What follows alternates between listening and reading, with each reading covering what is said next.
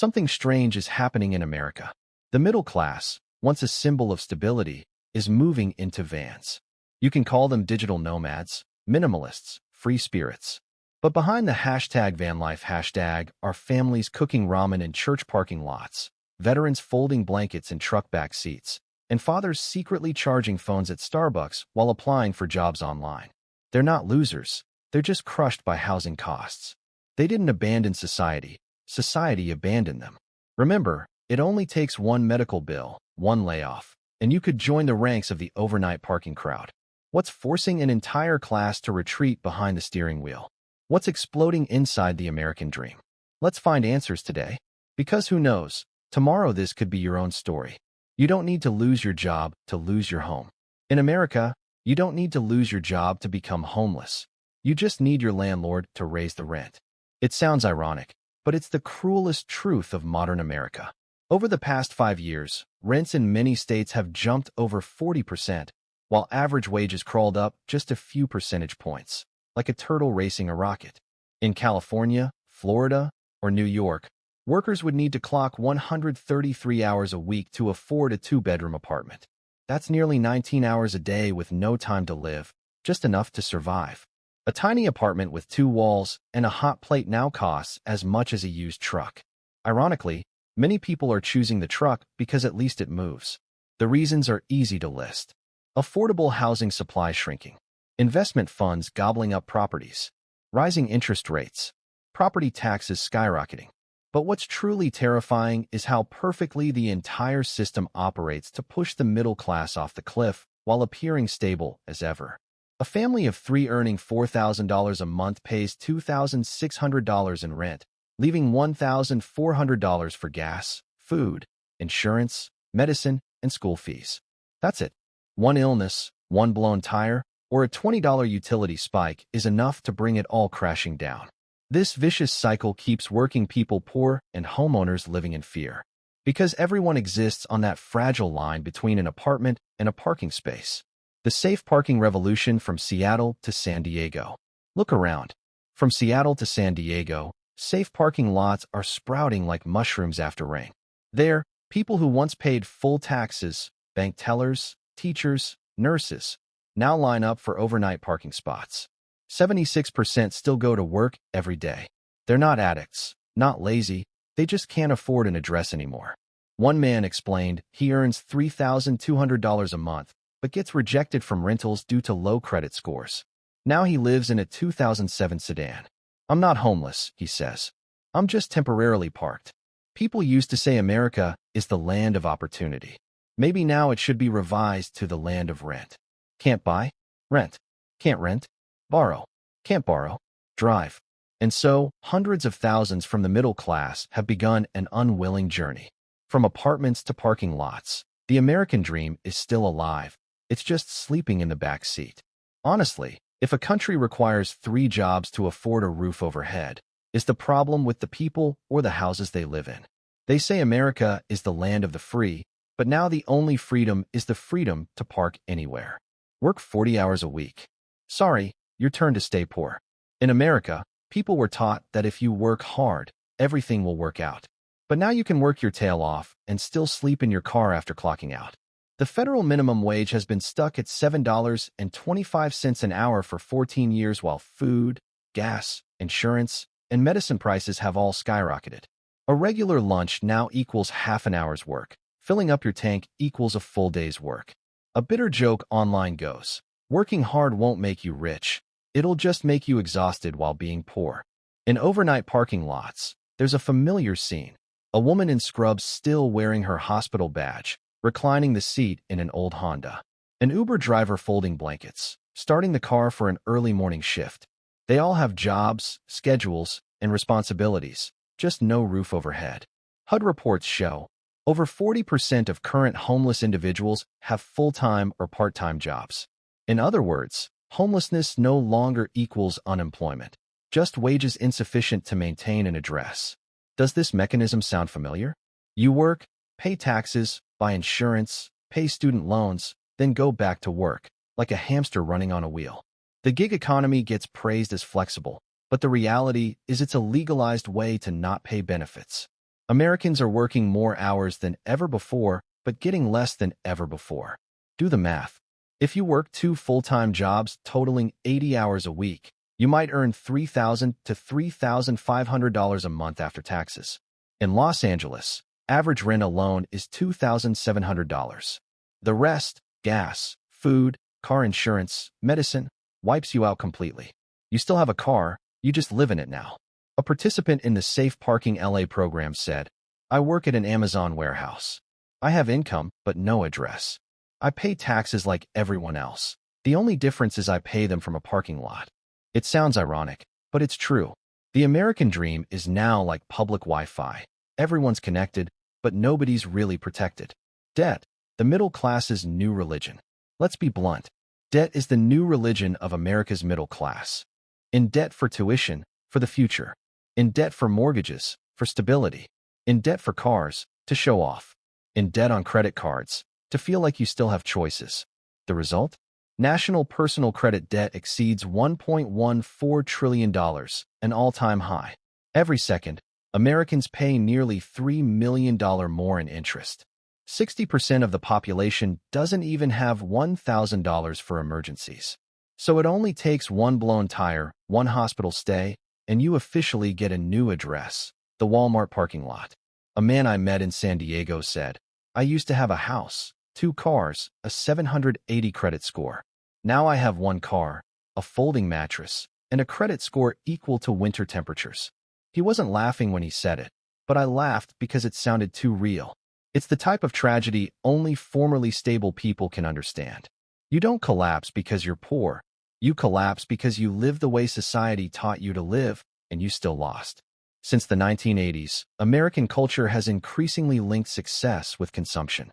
The more you spend, the more respect you get.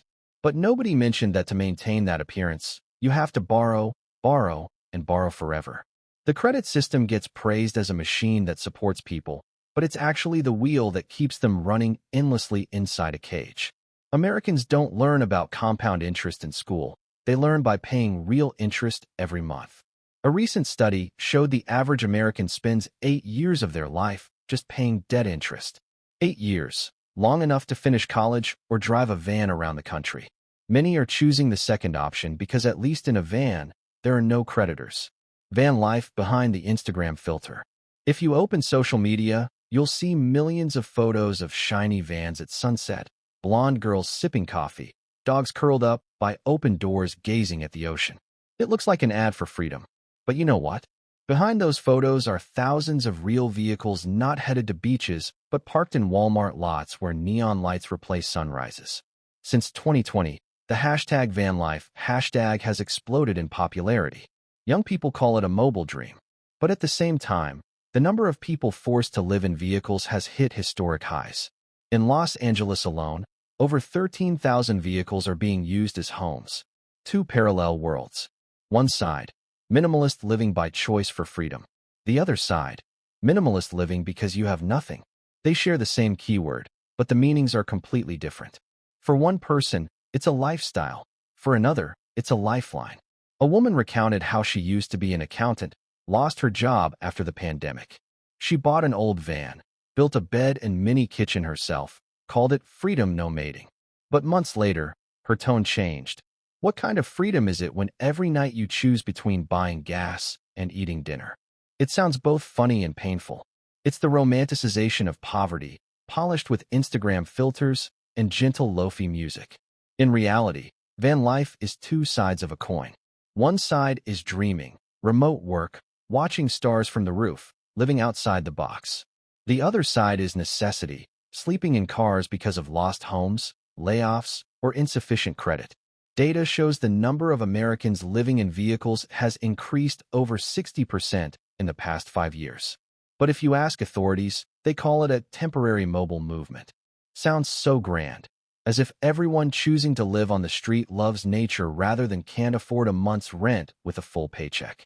But to be fair, for many people, vans do bring a sense of autonomy. No bills, no landlord, no collection notices. They say, "I own very little, but I'm free."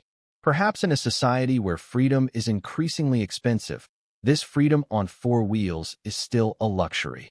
easy to obtain but hard to maintain. People build safe parking, government builds more no overnight parking signs.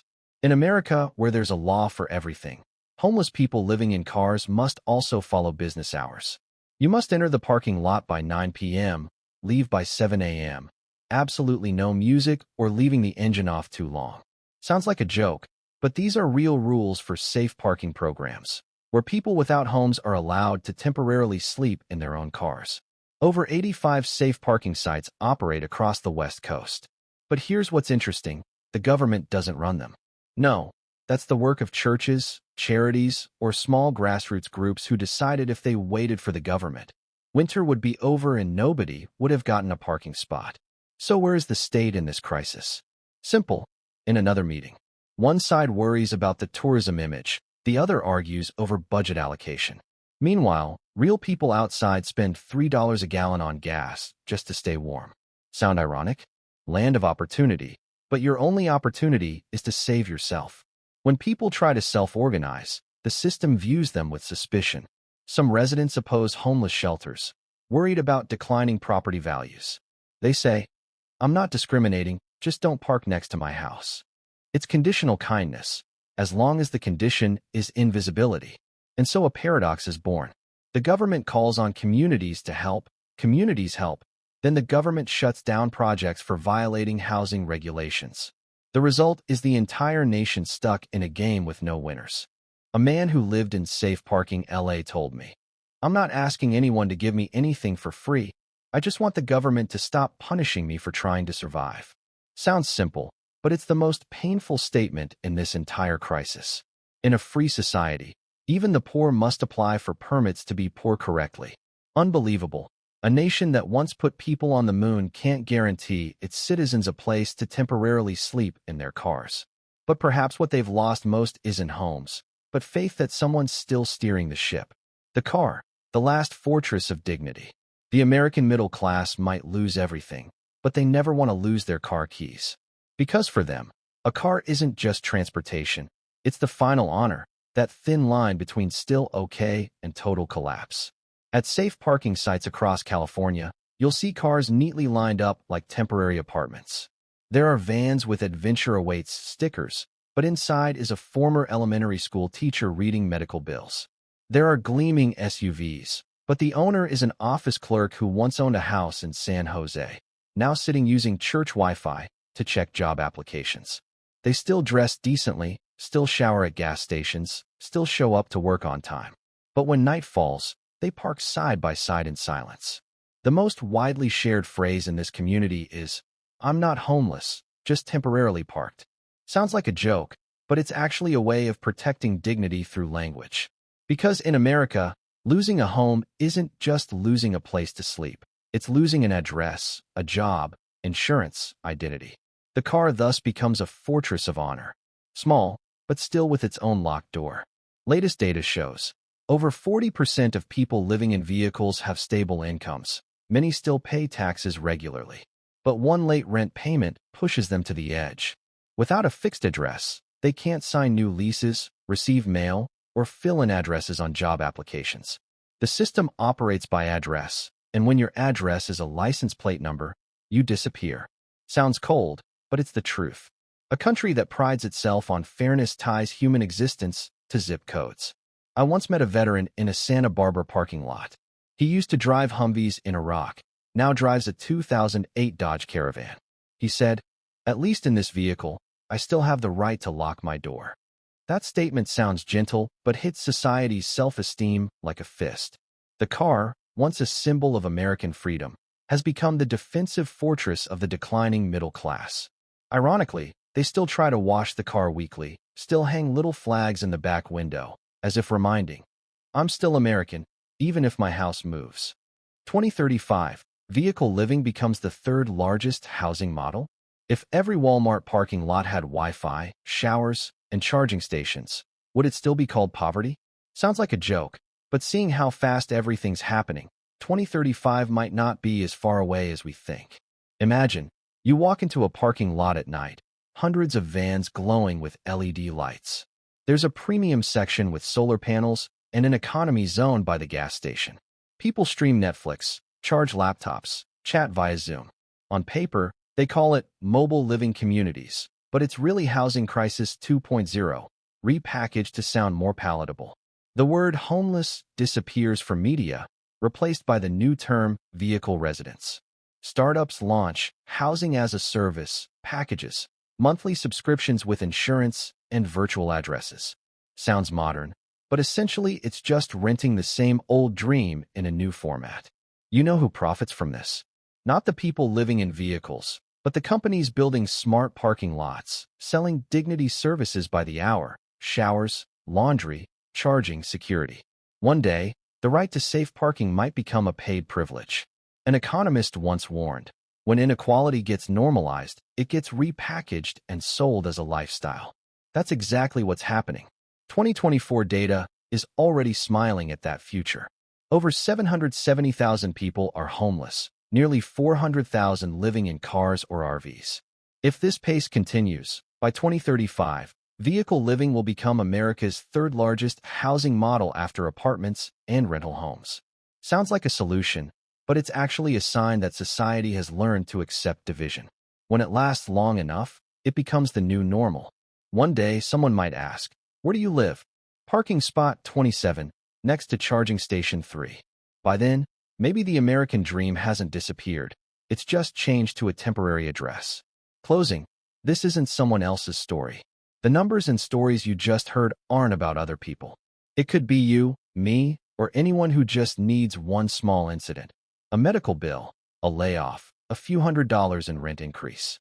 We live in a country that still celebrates freedom, but safe parking spots have become a luxury. A nation powerful enough to send people to Mars, yet still allows hundreds of thousands of citizens to sleep in the cars that once took them to work. Maybe what's scariest isn't living in a car, but that we're starting to see it as normal. Now I want to hear from you.